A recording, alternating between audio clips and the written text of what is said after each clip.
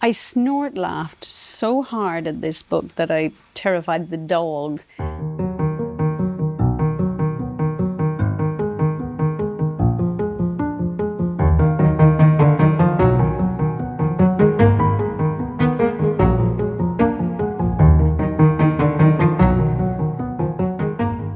MotherFaker, great title, by Brook-Mitchell. For a long time, when I was thinking about how I would write a review for this book, I just put one word down on the piece of paper, and that was unhinged.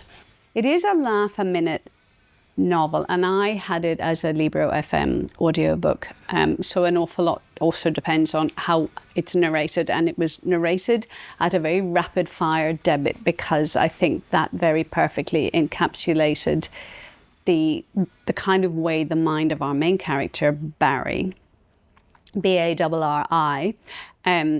thinks, gets through life. And she seems to be quite ADHD, quite judgmental. And she's one of those, oh my God, I will never have children. We know that she is, or has been, well, she's she's married to one Sean, who at the time the story opens has absconded with I think with the mortgage payments for the house. He's taken all her money, when she tries to sell the house, she realized he'd remortgaged it. That's what I mean. So we have this very sassy young woman who's a high school teacher, and at the point where in Guernsey, so imagine this, we're on a very small island, all right, and keep that in mind when I tell you the next bit. So when Barri one day at the school has been asked for the umpteenth time by her principal to cover for one of her colleagues who is yet again pregnant, and we know that at this point that Barry's kind of, she's over it. She's over people getting a free pass on who their kids and being pregnant, etc., etc. She blurts out on impulse that she can't help anybody anymore because she herself is pregnant. She tells the lie and then gets herself embroiled, obviously, in this situation, because how are you going to keep that a secret from a community as small as the one she lives in? So obviously she has sort of set herself up for, and as the author has set ourselves up for, a comedic series of events of how are you going to fake a whole pregnancy? What is your end plan? How are you going to get away with it? And where is that point at which you either are or aren't still pregnant? With the help of a sort of fortuitously newly arrived locum, who is also her neighbour Trish, we get the sort of, we're dispatching all of the kind of the necessities of this has to be signed off on for her to be able to get maternity leave. And the reason she wants maternity leave is she just wants it all to stop. She wants to stop being put upon. She wants to stop all of this kind of constant fighting and getting through life on this high sort of performing energy of a single woman. And because she is sort of single, I mean, she's still finding Sean very hard to get over. She has a sister and she has a mother. Her beloved father is dead, and he may not have been, have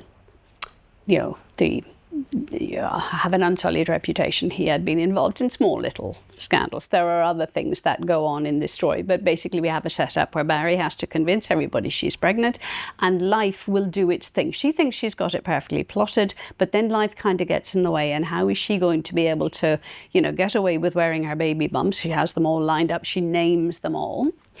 And what follows is, a series of things that are going to happen to her, which may or may not compromise her wonderful plan, which is in the end to run off to, I can't remember, somewhere in America. Why would you want to do that? And to, forget her route, forget Guernsey, and just have a life far away from everybody.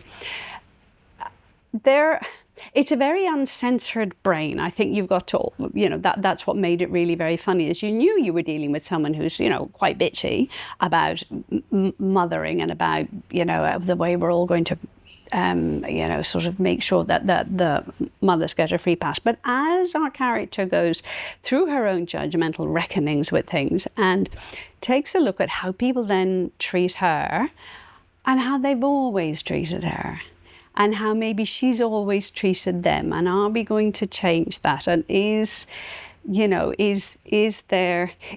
she going to sacrifice those principles of really never wanting to have children? Her ex does turn up, and things turn out quite interestingly there. You have to read the book to find that out. But all in all, we get this kind of high velocity, highly comedic narration of what it's like to have caught yourself out in a way by thinking you're going to get away with telling this absolute gobsmacking whopper, and you've fooled them all to a certain point. How can you maintain that? How do you get yourself out of the mess you've got yourself into? A couple of lovely relationships. As a young man in school who learns her secret, and he's one of those kind of troubled teens, and things may or may not turn out nicely there, but that she does learn to look at him a bit differently, that she's aware that he's a smart boy. Her own relationship with Sean is then revisited. How does that all pan out? How do you keep your friendships going? What do your family think of you if you've let them down? Even your adorable little nephews who you kind of liked but couldn't buy birthday presents for because you don't know what kids like. An absolute hoot. I did snort, hiccup, laugh, and was kind of, constantly aware that everybody was growing and getting better, which is what we hope for them. Highly enjoyable. I do recommend it. It's very sassy, and I loved her being quite so judgmental. It was a very funny thing. It was a very uncensored mind that the author had no difficulty standing behind that. I found that really great fun. So yeah, go for it. Great read. Let me know what you thought of that one in the comments. You can like and subscribe as usual, and I will see you in the next one. Bye-bye.